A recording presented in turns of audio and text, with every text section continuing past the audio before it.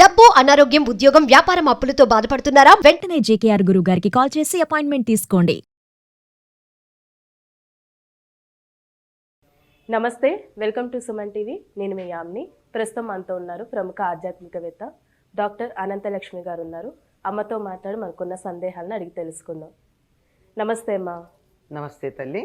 అమ్మ, ఇప్పుడు ఆషాఢ మాసంలో వచ్చే పౌర్ణమికి ప్రాధాన్యం ఏంటమ్మా అసలు? ప్రతి పౌర్ణమికి ఒక ప్రత్యేకత ఉందమ్మా. పర్వం అంటారు. అంటే చంద్రుడు పూర్తిగా ఉంటాడు కనుక, పూర్తి కళలతో 16 కళలతో ఉంటాడు కనుక మనసు చాలా చక్కగా ఉంటుంది. చంద్రుడికి మనసుకి సంబంధం ఉందని చెప్తాం. ఆషాఢ మాసంలో వచ్చేటటువంటి పూర్ణిమ ప్రత్యేకంగా గురు పూర్ణిమ అనే పదంతో చెప్పుకుంటాం మనం. వ్యాస పూర్ణిమ అని కూడా అంటాం. అంటే ఈనాడు వ్యాసుడు జన్మించాడని చెప్పేది ఒకటి ఉంది. ఈనాడు కృష్ణద్వైపాయనుడికి వ్యాసపీఠం మీద కూర్చోబెట్టారని చెప్తారు. అంటే వ్యాస శబ్దం అన్నది ఒక వ్యక్తిది కాదు, అది ఒక పొజిషన్, ఒక పదవి.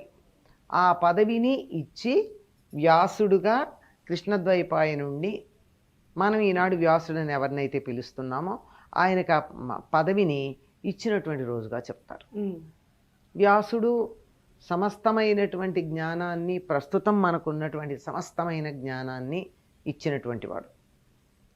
వ్యాసుడు చెప్పందే ఒక్క మాట కూడా వ్యాసుడు చెప్పందే మనకు కనపడదు. అంతా వ్యాసుడు. ఎందుకంటే 4 వేదాలని విభజించిన వాడు. దాంట్లో ఉన్న సారాన్నంతా 18 పురాణాలుగా, ఉప పురాణాలుగా, మహాభారతం అనేటటువంటి ఇతిహాసంగా, ఆ తర్వాత భాగవతం అనే మహాపురాణం, బ్రహ్మసూత్రాలు, ఇలాంటివన్నీ మనకి అందించాడు. ఇవాళ మన దగ్గర ఉన్న సనాతన ధర్మానికి సంబంధించిన వాంగ్మయం ఏది ఉందో అదంతా వ్యాసుడు మనకి ఇచ్చింది. అటువంటి జ్ఞానాన్నంతా ఒక్కచోట పెట్టి ఆ జ్ఞానానికి సంబంధించినటువంటి ఒక పీఠాన్ని ఆయనకు అప్పచెప్పినటువంటి రోజు ఈ వ్యాస పూర్ణిమ. కానీ కొన్ని రకాలుగా ఆయన జన్మించింది కూడా ఆషాఢ శుద్ధ పూర్ణిమే అని కొన్ని చోట్ల చెప్పబడి ఉంది. కానీ ఎక్కువ చోట్ల చెప్పబడింది, ఎక్కువ మంది చేత అంగీకరించబడింది వైశాఖ శుద్ధ పూర్ణిమే. ఇవాళ ఆయనకి పదవి కట్టబెట్టడం జరిగింది ఈరోజు. ఆ పనికి ఈ జ్ఞానాన్నంతా, సనాతన ధర్మానికి సంబంధించిన ఋషులు ఇచ్చిన జ్ఞానం ఏదైతే ఉందో దానంతటి మీద ఆయనకి ఆధిపత్యం, పెద్దరికం అప్పజెప్పబడింది. అదమ్మా ఆషాఢ శుద్ధ పూర్ణిమకు ఉన్నటువంటి విశేషం. అంటే అమ్మా, ఇప్పుడు గురు పౌర్ణమి రోజు ఎక్కువగా సాయిబాబాకు కూడా పూజ చేస్తూ ఉంటారు. అదేవిధంగా కొంతమంది, మా చిన్నప్పుడు మేము చేసేవాళ్ళం, టీచర్స్కి గురు పౌర్ణమి కాబట్టి ఆ రోజు ప్రత్యేకంగా చిన్న సెలబ్రేషన్ లాగా కూడా చేసేవాళ్ళు. అంటే ఏంటిది గురు పౌర్ణమి? ఇప్పుడు ఆ రోజు వ్యాసుడిని పూజించే పద్ధతి ఏమిటి? వ్యాసుడిని తీసుకొచ్చి పూజ చేస్తే బాగానే ఉండు, కానీ వ్యాసుడు మనకు దొరుకుతాడా? దొరకరు కదా. అందుకని ఆయన దగ్గర నుండి విజ్ఞానాన్ని సేకరించుకుని, సంతరించుకుని లోకంలో వాళ్ళందరికీ ఆ జ్ఞానాన్ని పంచుతున్నటువంటి వాళ్ళందరినీ వ్యాసుడికి ప్రతీకలుగా భావించుకుని పూజ చేయడం. అది వ్యాస పూర్ణిమ నాడు ఉపాధ్యాయులకి పూజించటం అంటే ఆనాటి వ్యాసుడికి ప్రతిబింబాలుగా లేక ప్రతీకలుగా మన ఉపాధ్యాయుడిని ఆ భావనతో మనం గ్రహించి పూజించడం అని అర్థం. అదేవిధంగా సాయిబాబా కూడా ప్రత్యేకంగా చేస్తారు. సాయిబాబా కూడా ఆయన గురించి సమర్థ సద్గురువు అనే పదం ఒకటి వాడుతున్నారు. సమర్థుడు అయినటువంటి సద్గురువు. గురువుల్లో సాయిబాబాని గురుస్థానంలో మనం భావించుకుంటాం కనుక ఆయన్ని కూడా గురువుగా భావించుకునే వాళ్ళు ఉన్నారు కనుక ఆనాడు సాయిబాబాకి సంబంధించినటువంటి ఆలయాల్లో కానీ, సంస్థల్లో కానీ కొంత కార్యక్రమాలు నిర్వర్తించి ఇదంతా గురువుకి మేము చేసిన సేవ అని చెప్పుకోవడానికి చేసే పని.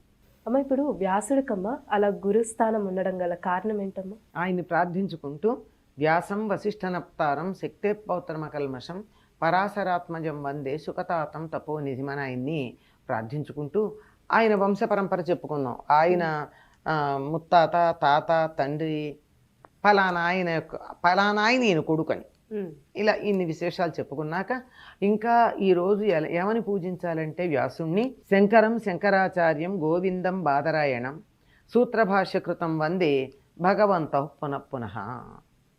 ఇందులో ఎవరెవరిని పూజించాలని చెప్పుకుంటారంటే ఈరోజు శంకరుణ్ణి, శివుణ్ణి. సమస్తమైన విద్యకి మూలకారకుడు దక్షిణామూర్తిగా. శంకరాచార్యుడు. తరువాత బాదరాయణం, గోవిందం బాదరాయణం. గోవిందుడంటే ఈయన గురువు గారు, శంకరాచార్యుల యొక్క గురువు గారు. బాదరాయణుడు అంటే వ్యాసుడు. వ్యాసుణ్ణి సూత్రభాష్య కృతం వందే, వేదాంత సూత్రాలకు భాష్యకారుడైన వ్యాసుణ్ణి, వీళ్ళందరినీ కూడా మేము మళ్ళీ మళ్ళీ స్మరించుకుంటున్నాం అన్నారు. వీళ్ళంతా విజ్ఞానానికి విద్యకి కేంద్రస్థానమైనటువంటి వారు. వారి నుండే లోకంలోకి విద్యంతా ప్రసరించటం జరిగింది. కనుక ఈనాడు వ్యాసుణ్ణి పూజించుకుంటూ ఆయన కన్నా ముందున్నటువంటి శంకరుణ్ణి కూడా, శంకరుడంటే కైలాస శంకరుడు, ఆయన్ని కూడా పూజించుకోవాలి అని చెప్తారు. ఎందుకని పూజించాలి? ఎందుకని అంటే అస్తవ్యస్తంగా పడి ఉన్నటువంటి వేద రాసులని, మంత్రాలని రాసులుగా ఉన్నాయి. చదవడం మొదలు పెడితే ఎట్లా చదవాలో తెలియదు. అటువంటి వాటిని చక్కగా చదువుకోవడానికి అనుకూలంగా ఉండేట్టు 4గా విభజించాడు. అందుకే ఆయనకి వ్యాసుడు అన్న పేరు సార్థకమైంది. వ్యాసీకరించాడు, సెపరేట్ చేశాడు. ఇవన్నీ పాడుకోదగినవి సామవేదం, ఇవన్నీ దేవతా స్తుతిపరమైనవి ఋగ్వేదం, ఇవన్నీ నిత్యనైమిత్తిక క్రియలకు సంబంధించినవి యజుర్వేదం, ఇవన్నీ అసలైనటువంటి శాస్త్రానికి ఉపకరించే ఉపశాస్త్రాలు ఇది అధర్వణ వేదం అని చెప్పి వాటన్నిటిని అలా విడివిడిగా చక్కగా వర్గీకరించి చెప్పినటువంటి వాడు వ్యాసుడు. అందువల్ల మనకి వాళ్ళ జ్ఞానం ఉంది అంటే ఎవరి వల్ల ఉంది? మనకి చదువుకోవడం కూడా ఇబ్బందిగా ఉండేటటువంటి వాటిని చదువుకోవటానికి అనుకూలంగా ఉండేట్టు చేశాడు. మేమంతా చదవలేమండి, కానీ అందులో ఉన్న సారం కావాలి. అయినా మాకు ఊరికే చెప్పడం కాదు, అది మా మనసుకు హత్తుకునేట్టు చెప్పాలి. అలా అన్నప్పుడు అంతకుముందు జరిగినటువంటి అనేక మహాయుగాల్లో జరిగినటువంటి కథల్ని తీసుకుని వాటన్నింటినీ పురాణాలుగా రచించాడు. 18. రాజుగా శాసనం చేస్తే వినలా, మంత్రిగా సూచనలు ఇస్తే వినలా, ఇంకా ప్రియురాలుగా చెప్తామన్నా వింటాడేమో. అందుకని కావ్య రూపంలో చెప్పే ప్రయత్నం చేశారు.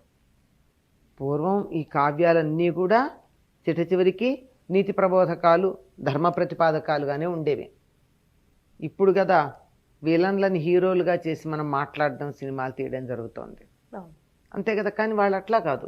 సద్బుద్ధి కలిగినటువంటి వాళ్ళు, సదాచార సంపన్నులు, సత్ప్రవర్తనతో ఉన్నటువంటి వారు, అటువంటి వారిని మాత్రమే తీసుకోవడం జరుగుతూ ఉండేది. ఆ విధంగా రాజు శాసించినట్టు చెప్తే వినని వాళ్ళని ఇలాంటి కథలు ఉన్నాయని చెప్పాని ఈ కథలతో స్నేహితుడు భుజం తట్టి చెప్పినట్టుగా పురాణ కథలు చెప్పాడు. ఫ్రెండ్ చెప్పినా వినడు కొంతమంది మొండి. వాడికి కాంతా సంహితయా, ఇష్టురాలైనటువంటి భార్య చెప్పిన విధంగా చెప్పాలి. అలా చెప్పినది కావ్యాలు. ఇలా చెప్పేటటువంటి దాన్ని వేద పరిజ్ఞానం, దాన్నే పురాణ కథల్లో ప్రతీకలుగా చెప్పడం. లేదు ఒక సూత్రంగా చెప్పాలి, నాకు ఇంత కథలు చదివే ఓపిక లేదంటే చక్కగా బ్రహ్మసూత్రాలు, ఇలా సమస్తమైనటువంటి ఆర్ష విజ్ఞానం ఇవాళ మనకున్నది ఏదైతే ఉందో అదంతా వ్యాసప్రోక్తమే. కనుక ఈ విజ్ఞానం మనకు కావాలంటే ఆయనకోసారి దండం పెట్టుకోక తప్పదు. చాలా చక్కగా తెలియజేస్తారమ్మా, ధన్యవాదాలు మీకు.